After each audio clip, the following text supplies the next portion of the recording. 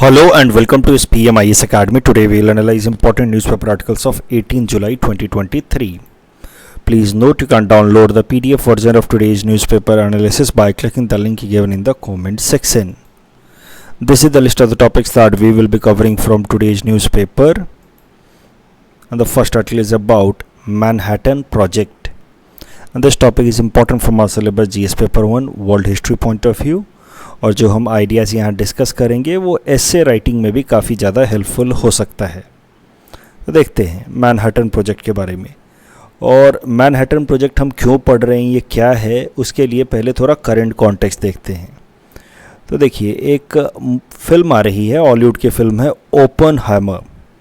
ये Christopher Nolan की film है and it is to be released on 21 July.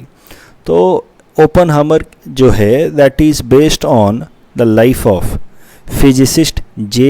Robert Oppenheimer, who is known as father of atomic bomb. He led Manhattan Project that ultimately led US to attain atom bomb, जिसका इस्तेमाल फिर America ने किया on Japan to end World War II. तो Manhattan project की शुरुआत कैसे हुई, क्या था ये, वो ज़रा देखते हैं. फिर हम समझेंगे साइंटिस्ट ओपनहाइमर के बारे में और फिर देखेंगे कि कैसे क्या चीज़ें डेवलप हुई.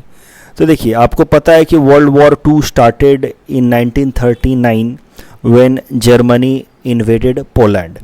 तो वर्ल्ड वॉर टू जब जिस हालात में स्टार्ट हुए थे उस टाइम में fascism and Nazism were very big threat for world peace and security. Nazism in Germany and fascism in Italy. तो ये दुनिया के लिए ख़तरा बने हुए थे और जर्मनी कई सारे नए नए तरह के वेपन्स लेकर के आ रहा था. और उसी टाइम में एक तरह के स्पेकुलेशंस हो रहे थे कि शायद से Germany under Hitler nuclear weapon भी बना रहा है. और ये जो स्पेकुलेशंस थे ये बहुत ज़्यादा स्ट्रॉन्ग हो गए after a letter that was written by Albert Einstein. तो नोबेल प्राइज़ विनिंग फिजिसिस्ट, इतने रेस्पेक्टफुल फिजिसिस्ट एल्बर्ट आइंस्टाइन ने एक लेटर लिखा यूएस प्रेसिडेंट उस टाइम के फ्रैंकलिन रूजवेल्ट को, जिसमें उन्होंने कहा कि it is quite possible that Adolf Hitler is developing, means Germany is developing atom weapon. और ये एटॉमिक वेपन अगर जर्मनी डेवलप करने में कामयाब हो जाता है तो that will pose a big threat for rest of the world. अगर बाकी दुनिया के पास न्यूक्लियर वेपन नहीं होता है तो, अगर बाकी दुनिया यानी कि अमेरिका अगर न्यूक्लियर वेपन डेवलप कर लेता है तो at least it will help in countering the threat arising from Germany even if it has developed nuclear weapon. तो इस तरह के लेटर्स लिखे. एक लेटर लिखा एल्बर्ट आइंस्टाइन ने US president Franklin D Roosevelt को, highlighting the possible threat arising from Germany because of the possibility of development of atom weapon by Germany under Adolf Hitler. और इस लेटर के बाद फिर यूएस ने launch किया ये मैनहट्टन प्रोजेक्ट. ये कोड नेम था मैनहट्टन प्रोजेक्ट, जिसका मेन गोल था एटॉमिक रिसर्च को इंटेंसिफाई करना in order to develop atomic weapon. And Manhattan project 1939 में शुरू किया गया, लेकिन ये जा कर के ज़्यादा इंटेंसिफाई हुआ 1942 के बाद से, जब जापान ने यूएस के पर्ल हार्बर पे अटैक किया. तो वर्ल्ड वॉर टू में जब ultimately US was also dragged into bye Japanese invasion on US Pearl Harbor, उसके बाद से मैनहट्टन प्रोजेक्ट, जिसका मेन गोल था एटॉमिक रिसर्च करना, एटॉम वेपन डेवलप करना, वो और ज़्यादा इंटेंसिफाई हो गया. And Manhattan project reach to its culmination or conclusion as a result of Trinity test. तो ट्रिनिटी टेस्ट किया गया 1945 में, जिस तरह से हमारे यहाँ पे पोखरण परीक्षण किया गया, जिसके बाद India declare itself a nuclear weapon state. इसी तरीके से यूएस ने ट्रिनिटी टेस्ट किया 1945 में और उसने अपने आप को एक न्यूक्लियर वेपन स्टेट में कन्वर्ट कर दिया. Trinity test was successful and that ultimately led to conclusion of Manhattan project. और इसके साथ ही US became a nuclear weapon state. ये जो मैनहट्टन प्रोजेक्ट था इसको लीड कर रहे थे physicist Oppenheimer, J Robert Oppenheimer, and that is why Oppenheimer is known as father of atomic weapon. लेकिन ओपनहाइमर और Albert Einstein, both regretted their decision to a great extent once the nuclear weapon was developed. ये दोनों के दोनों ही they regretted it a lot. अब देखिए, Oppenheimer, he himself, known as father of atomic weapon, became the strongest critic of nuclear weapon. He became the strongest supporter of the idea of nuclear non proliferation, कि कैसे भी हो nuclear weapons का बहुत ज़्यादा rise नहीं होना चाहिए, क्योंकि न्यूक्लियर वेपन को डेवलप करते वक्त ही ट्रिनिटी टेस्ट के दौरान ही रियलाइज्ड कि किस तरीके का डैमेज, किस तरह का कैटास्ट्रॉफी कर सकता है एटम बॉम्ब. लेकिन Franklin D Roosevelt as a president बदल चुके थे और अब नए president Truman, Harry S Truman from US के president Harry S Truman, he was very much incline towards use of atom bomb. देखिए, यूएस वर्ल्ड वॉर 2 के अंत के फेज तक जा करते हुए उसने ये एटम बॉम्ब डेवलप कर लिया था और यूएस को वर्ल्ड वॉर 2 इस तरीके से अंत करना था. That is the only possible explanation.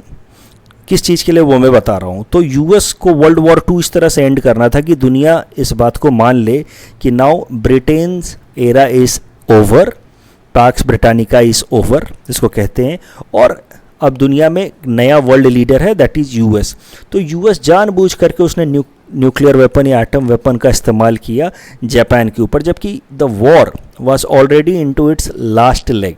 Japan was anyway about to surrender, Germany was already defeated. तो बिना जर्मनी के सपोर्ट के, इटली के सपोर्ट के जापान कितने देर तक फाइट करता, लेकिन यूएस ने जापान के ऊपर एटम बम गिराया. तो जैसे ही इधर मैनहट्टन प्रोजेक्ट सक्सेसफुल हुआ ट्रिनिटी टेस्ट के रिजल्ट के बाद, यूएस ने प्लान करना शुरू कर दिया कि अब जापान के ऊपर हम लोग एटम बम गिराएंगे. So that was the first direct negative outcome of the success of Manhattan project. And Oppenheimer इस बात से काफ़ी ज़्यादा अपसेट थे, the way US used atom bomb over Japan, क्योंकि उसकी कोई ज़रूरत थी नहीं. Japan was about to surrender. So see the fallouts of success of Manhattan project. Manhattan project के सक्सेस का क्या क्या आउटकम निकल कर के आया. सबसे जो मेजर नेगेटिव आउटकम निकल कर के आया वो था bombing of Japan. You know the 2 big cities Hiroshima and Nagasaki were bombed by atom bomb of the US, जिसमें 2 लाख लोग तो सीधे सीधे मारे गए because of atomic radiation. And that 2 bombs damaged coming successive generations for years. About 30-40 years the radiations in that area kept on causing one or the other kind of disease for the successive generations. तो दुनिया में nuclear war तो बस एक ही, या nuclear attack या atomic weapon का इस्तेमाल तो बस एक ही हुआ है, लेकिन उसने बाकी दुनिया के सारे देशों के लिए एक अलार्मिंग बेल बजा दिया है. Now almost every country in the world knows कि if it has to safeguard its own interest, it must develop nuclear weapon of its own. और तब से शुरू हो गया है न्यूक्लियर रेस. नेचुरल सी बात है कि जैसे ही वर्ल्ड वॉर 2 ख़त्म हुआ, cold war began, and world war 2 ended with the use of atom bomb by the US. और यूएस को पूरी दुनिया में ऐलान करना था कि देखो हमारे पास अब एटम बम है, और मैनहट्टन प्रोजेक्ट वॉज सक्सेसफुल. अब जैसे ही यूएस ने एटम बम का इस्तेमाल किया जापान के ऊपर, नेचुरल सी बात है कि USSR will not keep quiet, और यूएसएसआर ने भी अपना खुद का एटम बम बनाने का टेस्ट काफ़ी ज़्यादा इंटेंसिफाई कर दिया. And finally 1949 USSR declared itself as a nuclear weapon state. और यूएसएसआर ने काफ़ी ज़्यादा पावरफुल, यूएस के तुलना में भी काफ़ी ज़्यादा पावरफुल एटम बम बना दिए. In 1952 Britain developed its own nuclear weapon, French developed their weapon in 1960, China developed its nuclear weapon in 1964. So you can say कि there was excessive nuclear proliferation because of use of atom bomb by US on Japan in 1945. क्योंकि दुनिया को एक बात समझ आ गई थी कि अगर खुद को प्रोटेक्ट करना है तो हमें अपने न्यूक्लियर वेपन बनाने होंगे. And similarly in the same shoot, you know, India, Pakistan, Israel developed their own nuclear weapon to safeguard their interest. और ये जो न्यूक्लियर proliferation का जो रेस शुरू हुआ, that to same great extent became a matter of concern, or you may say dejection for these two great physicists, Albert Einstein and Oppenheimer. And both of them became a very vocal advocate of nuclear non-proliferation. दोनों ने ही openly criticise करना शुरू कर दिया. अब देखिए Albert Einstein साहब भी लिखते हैं कि ही रिग्रेटेड कि उन्होंने आखिर वो लेटर लिखा क्यों रूजवेल्ट को उन्होंने ये लेटर क्यों लिखा. He regretted letter on in many letters he has written कि अगर उनको पता होता कि Germans would not succeed in developing atom bomb, I would have never written this letter to Roosevelt. नतीजा क्या हुआ एटम बम्स के डेवलप होने का और जापान के ऊपर इस्तेमाल होने का कि दुनिया एक तरह के रेस में लग गई है एटम बम को ज़्यादा से ज़्यादा न्यूक्लियर वॉर हेड डेवलप करने के. इसी Russia has about 6,500 of nuclear warhead arsenals. US के पास लगभग 6,000 से भी ज़्यादा न्यूक्लियर वॉर हेड आर्सेनल्स हैं. इंडिया, चाइना, ये थोड़ा आउटडेटेड डेटा है but yet this will give you an idea कि how many nuclear arsenal have been developed by the different world countries. और इसीलिए मौजूदा एज को, मौजूदा जो टाइम चल रहा है, इसको कभी कभार साइंटिस्ट या पॉलिटिकल एक्सपर्ट्स कहते हैं एज ऑफ ओवरकिल. बिकॉज दुनिया भर के देशों ने इतने सारे न्यूक्लियर वॉरहेड्स डेवलप कर लिए हैं जो दुनिया को, पूरी दुनिया को एक बार मारने के लिए नहीं, कई बार मारने के लिए इनफ है. इतना सारा न्यूक्लियर वेपन हमने बना लिया है, न्यूक्लियर वॉरहेड बना लिया है, that this is enough, such amount of warhead is enough to kill the world multiple time, annihilate the world multiple time. That is why this is known as age of over kill.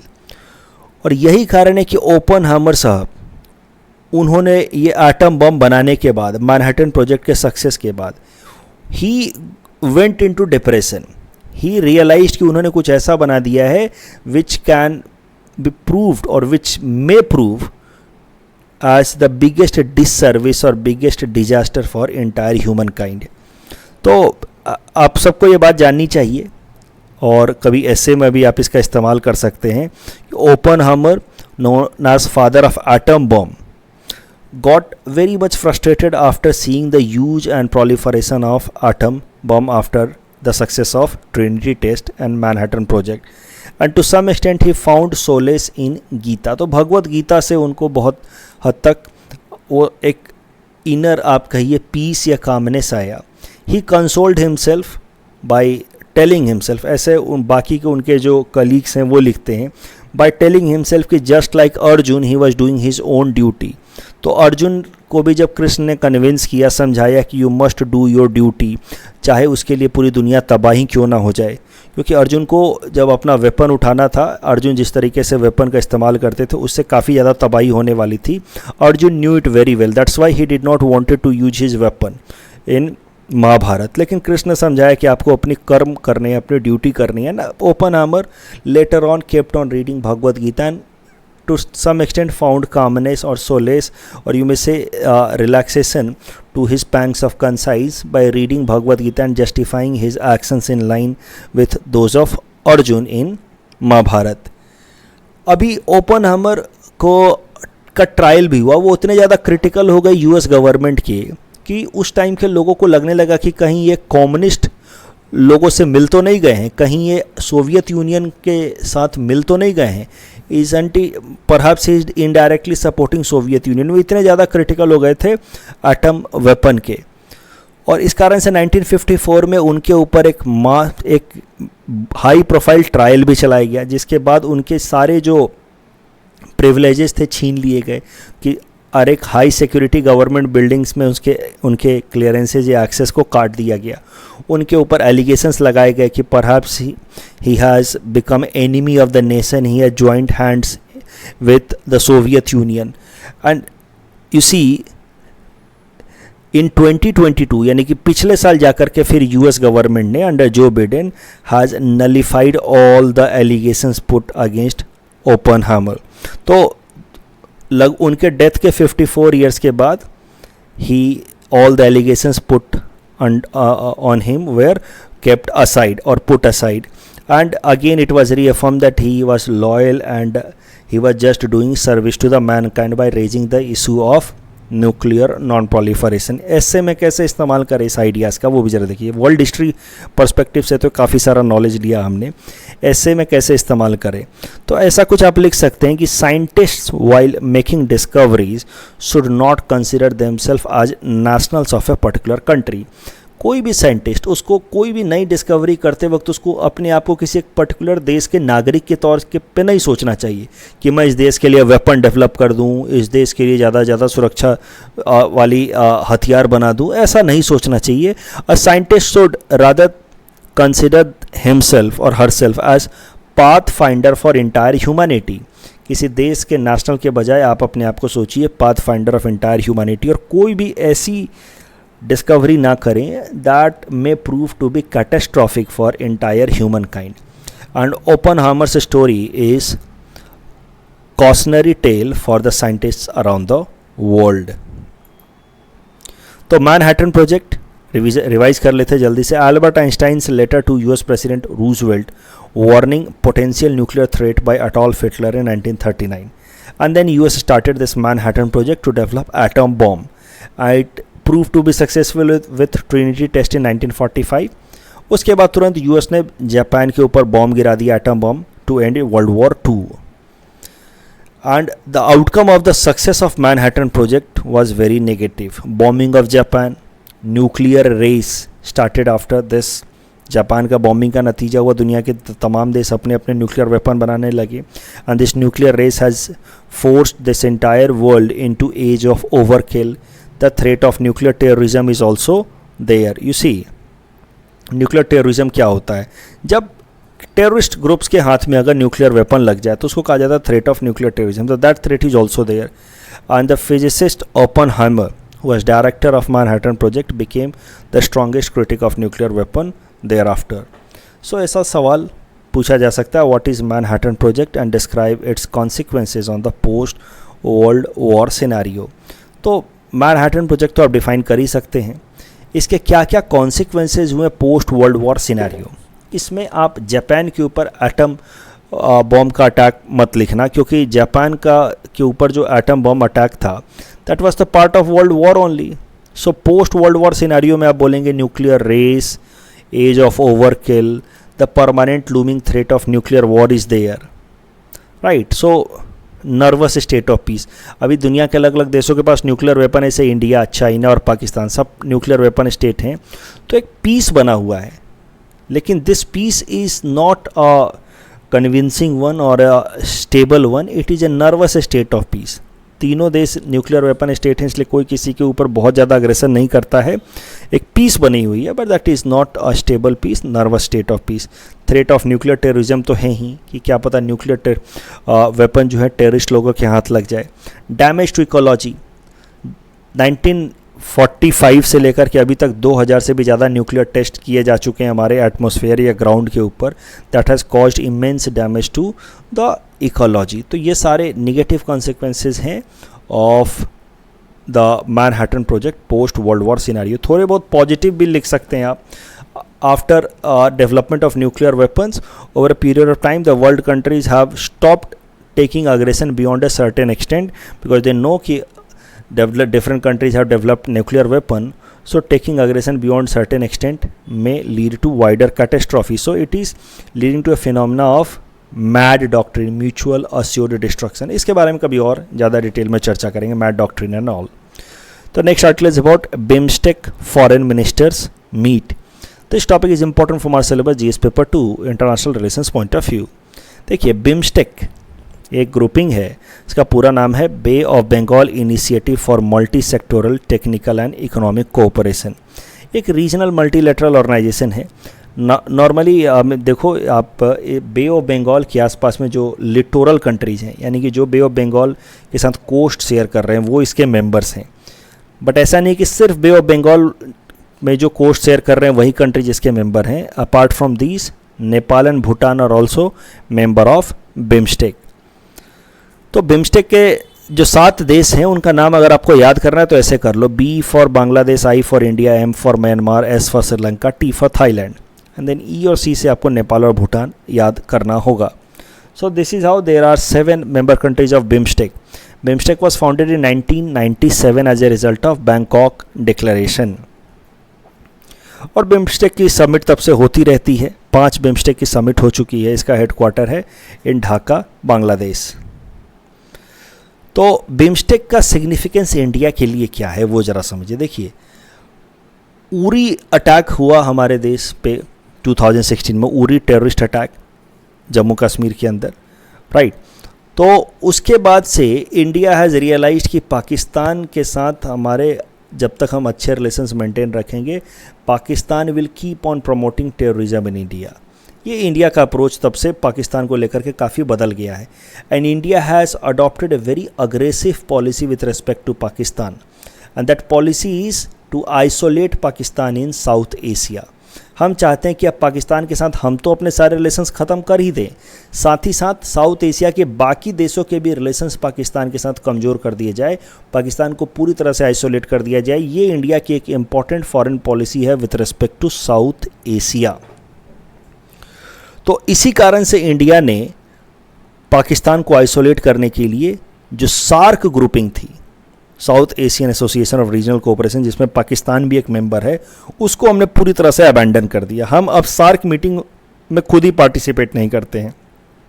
Since 2016 there has been no SAARC meeting. In fact 2014 से, 2016 में होने वाला था, उसके पहले Uri attack हो गया. तो 2014 से लेकर के अभी तक हमने सार्क मीटिंग होने ही नहीं दी है. हम ना खुद पाकिस्तान के साथ कोऑर्डिनेशन कर रहे हैं, ना किसी और देश को करने देना चाह रहे हैं इन साउथ एशिया.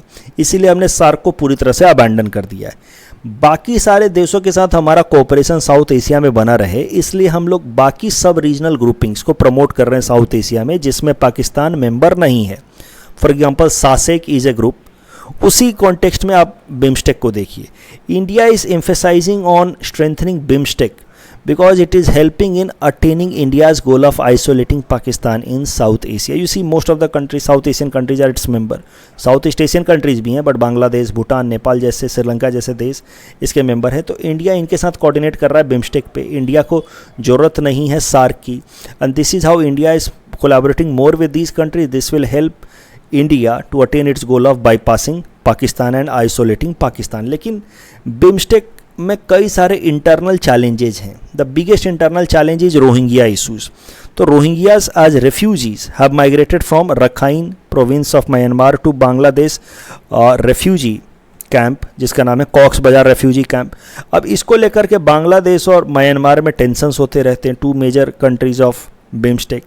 बांग्लादेश कहता है कि अपने रेफ्यूजीज़ को रिपैट्रिएट कराओ म्यांमार में. म्यांमार कहता है कि नहीं, ये हमारे लोग हैं ही नहीं, these Muslims are originally Bangladeshis only. So वही इशू जो इंडिया और बांग्लादेश के बीच में है, मोटा मोटा वैसा ही इशू आप कह सकते हैं रेफ्यूजीज़ को लेकर के बांग्लादेश और म्यांमार के बीच में है.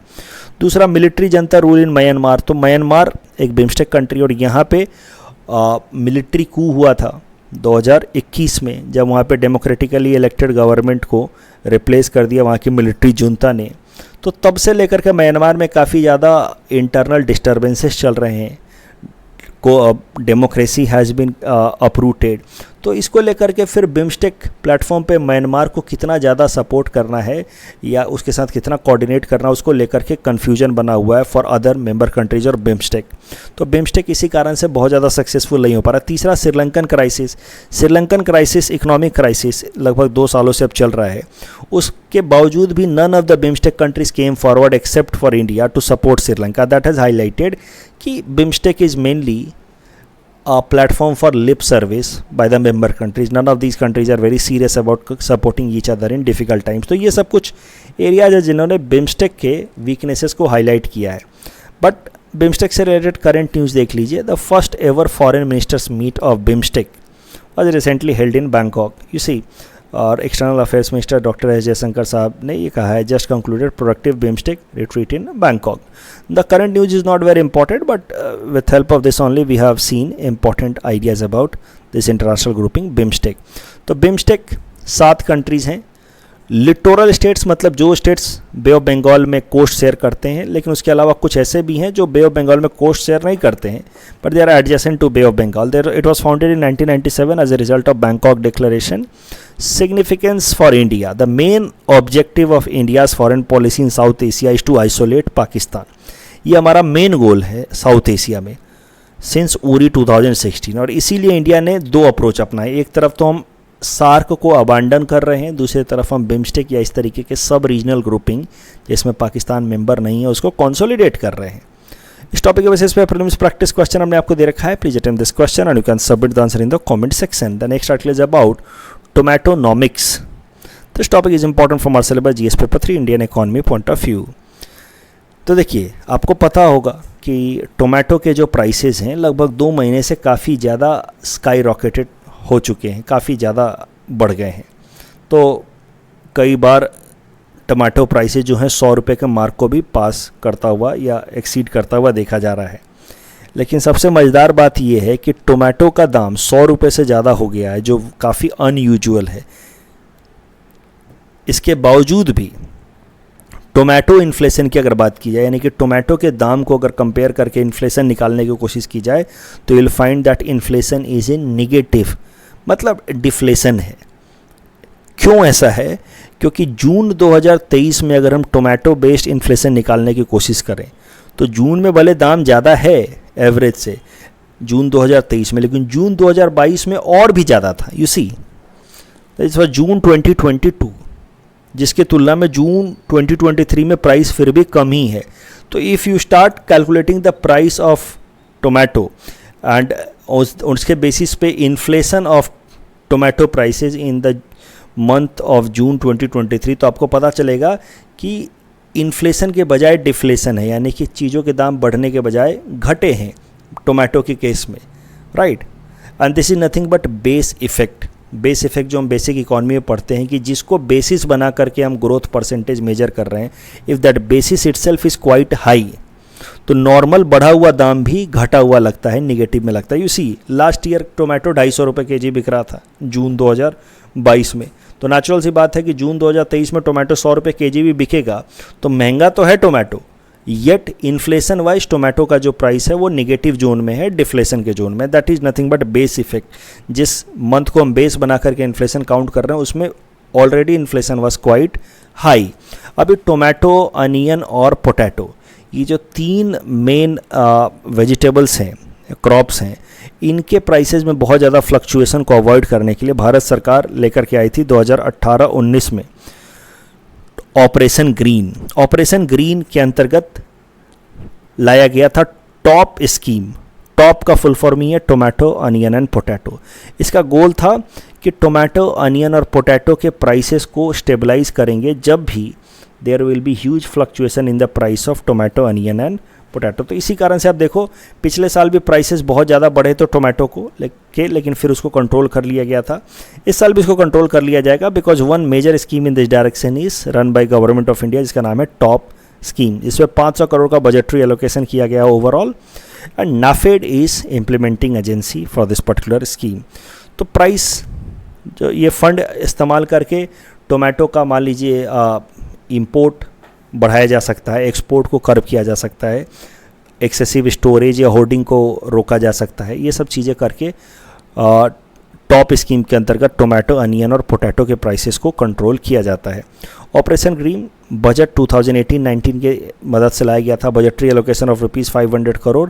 M is to stabilise the supply and prices of TOP crops. TOP stands for tomato, onion and potato. इस टॉपिक बेसिस पे प्रीलिम्स प्रैक्टिस क्वेश्चन हमने आपको दे रखा है. Please read this question and you can submit the answer in the comment section. The next article is about demand of MSP on tea. This topic is important from our syllabus GS paper 3 agriculture point of view. This is also important from our syllabus GS paper 5 Assam issues point of view. देखिए, नीति आयोग के हिसाब से पहले एकदम background से समझते हैं. इसकी मदद से हम लोग एग्रीकल्चर रिलेटेड कई सारे इश्यूज हम समझ जाएंगे and then will come to the current context. तो नीति आयोग के हिसाब से इंडिया के अंदर फार्मर्स का लो इनकम होने के पीछे 2 मेन कारण हैं. एक तो है क्रॉप फेलियर, रह करके फार्मर्स का क्रॉप फेल हो जाता है, यानी कि फसल की बर्बादी हो जाती है. उसके पीछे कई सारे कारण हैं. मॉनसून का फेलियर हो जाना, एनिमल अटैक होना, और दूसरा है market failure. Market failure happens because of bumper production. अगर कोई भी क्रॉप बहुत ज़्यादा प्रोड्यूस हो जाए, वीट बहुत ज़्यादा प्रोड्यूस हो जाए, मान लीजिए राइस बहुत ज़्यादा प्रोड्यूस हो जाए, तो फिर प्राइस क्रैश कर जाता है, क्योंकि बहुत ज़्यादा प्रोडक्शन हो गया तो प्राइस कम मिलेगा। That is known as market failure. Crop failure से निपटने के लिए अलग अलग स्कीम्स लाए जा रहे हैं, जैसे कि मानसून के ऊपर ओवर डिपेंडेंस को घटाने के लिए लाया जा रहा है प्रधानमंत्री फसल बीमा योजना, ये लाया गया है। एनिमल अटैक्स वगैरह से बचाने के लिए फार्मर्स को लाया गया प्रधानमंत्री। देखिए, मानसून के ऊपर ओवर डिपेंडेंस को घटाने के लिए लाया गया प्रधानमंत्री कृषि सिंचाई योजना, जिसमें ओवरऑल इरिगेशन फैसिलिटीज़ को एक्सटेंड किया जा रहा है। एनिमल अटैक्स वगैरह से बचाने के लिए फार्मर्स को, एनिमल अटैक्स हो जाए उस केस में फार्मर्स को इंटरेस्ट को बचाए रखने के लिए लाया जा रहा है प्रधानमंत्री फसल बीमा योजना। ये दोनों स्कीम्स चल रहे हैं, Krishi Sinchai Yojana to reduce excessive dependence on monsoon and Fasal Bima Yojana to prevent attacks, animal attacks and damage to crops for other reasons. Market failure से बचने के लिए बहुत पुराना स्कीम चलता है भारत सरकार का, वो है MSP, कि अगर मार्केट प्राइस क्रैश भी कर जाए तब भी फार्मर्स को उनके प्रोडक्ट के लिए ठीक ठाक सा रेम्यूनरेटिव इनकम जनरेट हो। इसके लिए एक स्कीम लाया गया है 1960s में ही, MSP, minimum support price. Minimum support price क्या होता है? फार्मर्स के सोइंग सीजन के टाइम में ही जो वो क्रॉप लगा रहे होते हैं, उस क्रॉप के ऊपर एक प्राइस डिक्लेयर करती है सरकार, इसको कहा जाता है MSP, मिनिमम सपोर्ट प्राइस।